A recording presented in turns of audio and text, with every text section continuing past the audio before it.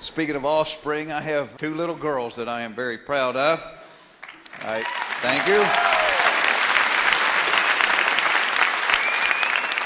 Love those little girls, and I am amazed at how smart they are. My oldest one on her 5th birthday got a computer. Not only got a computer, can use it. Do you remember what we got when we turned 5? That little wooden paddle with a rubber band and the red ball on the end of it?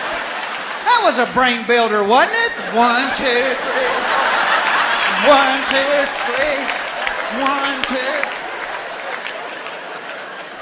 You play with it about 5 times, the rubber band would snap, the ball would fly across the room, break something, and you get a spanking with a paddle.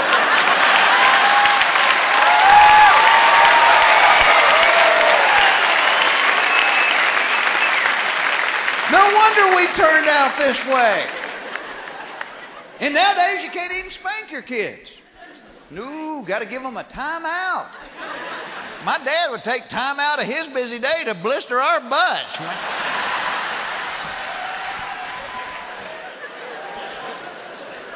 But I am amazed at how smart my kids are and how dumb I am. I am 39 years old. I thought I would be smarter than this at this point in my life. I really did. And I know that I ought to be working on it. I ought to be watching the news and things. But the truth is, the news has become so depressing, I can't hardly look at it anymore. And it's gotten to the point, if it doesn't happen to Americans, I don't worry about it too much. The other night, I was watching the news and it said this bus in Pakistan went over a cliff carrying 300 people. And I was like, good Lord, how do you get 300 people on a bus?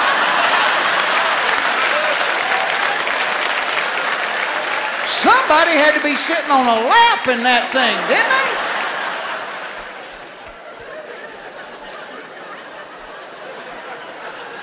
Once it becomes a physics problem, it takes a little bit of the emotional sting out of it. But the things that I'm talking about not knowing, they're not mysteries of the universe. It's just stuff I thought I would know by the time I was 39. I don't even know how Jell-O works. Let me tell you what I'm talking about. Any other liquid that you put into the refrigerator or the freezer and it turns into a solid, if you'll take it back out, it will go back to a liquid. Not Jell-O.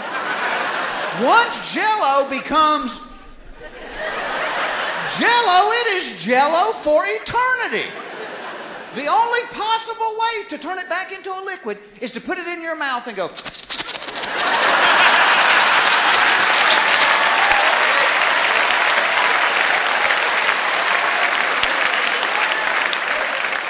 Actually, I do feel better that so many of you know what I'm talking about.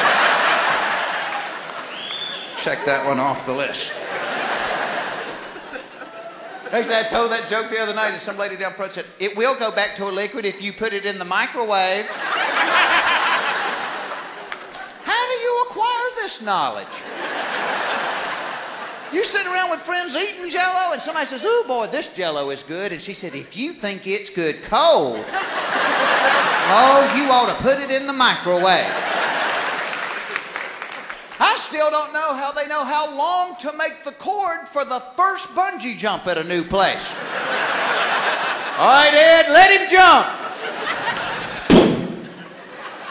All right, Ed, shorten it up a little bit. Hey, and give his girlfriend a free t-shirt.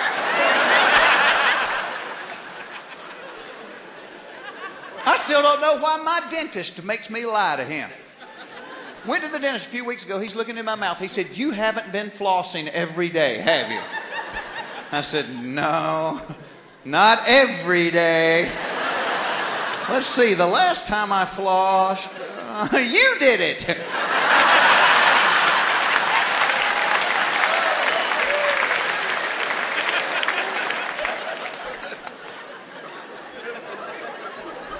I still don't know how come you only lose expensive sunglasses.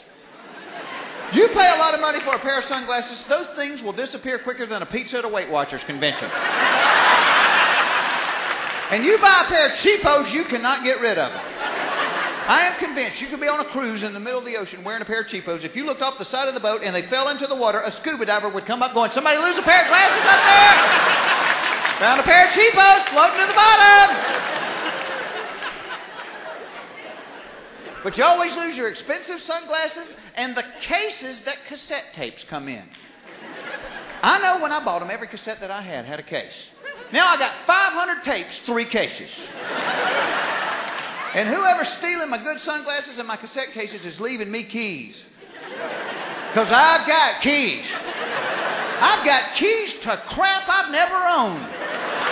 You put all my keys together, I could be a high school janitor tonight.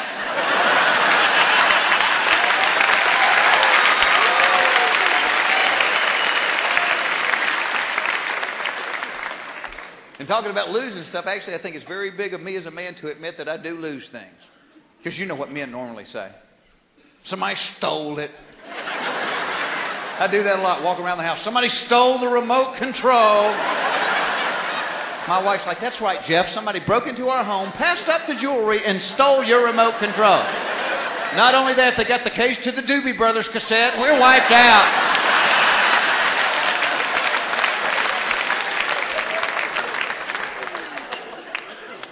Of course, she's not much better. You know what she bought me for Christmas this year? A portable safe.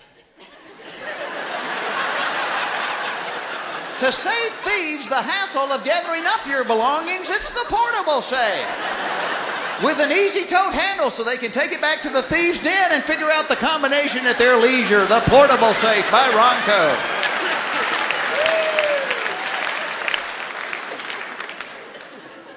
And talking about losing things, I love this one. When somebody loses something, you ask them later, did they find it? And they say, yeah. And they go, it was in the last place I looked. Well, duh.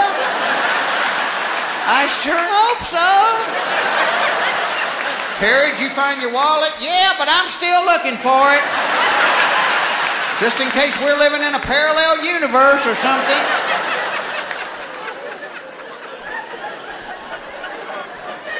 So many things I don't know. I don't know which side of the gap I'm supposed to buy clothes from. Every time I'm in that store, I'm like, excuse me, does this shirt come in a large? Sir, those are women's shirts. Well, I knew that. It's for my sister's birthday, and she's a big girl. Thank you very much. She's a lumberjack, if it's any of your business.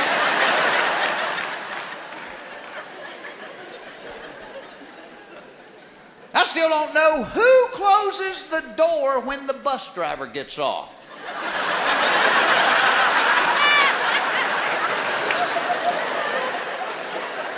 I've lost sleep over that one. I don't know how come my daughters only pull their dresses above their heads when I introduce them to somebody important to me. Girls, say hello to Reverend Leonard. Hi!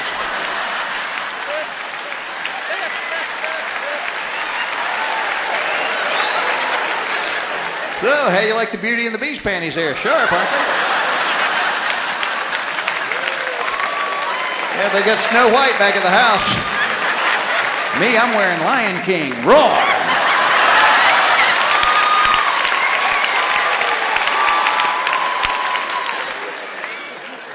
I still don't know how my belly button's getting all that material off my shirt.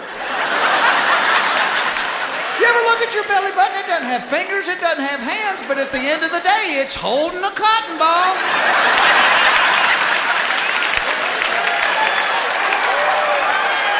I think it has little teeth and works like that Pac-Man. Wonga, wonga, wonga, wonga, wonga, wonga. I am convinced if you wore the same shirt long enough, it'd have a hole in it right there. I still don't know how much is the appropriate amount for a urine sample.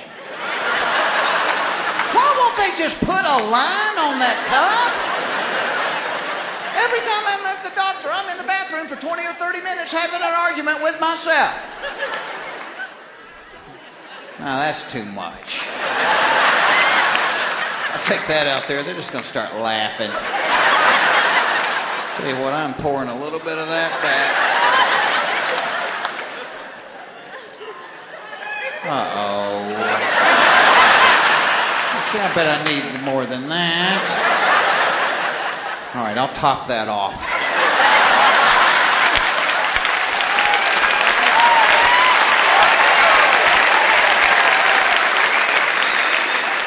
You're never confident with what you take them because you either take them the one with 4 or 5 drops in the bottom or the other one that looks like a cold frosty beer. Here you go, ladies. First round's on me. Hey, if you want another one, I'll be in my underwear sitting on the table with a paper on it.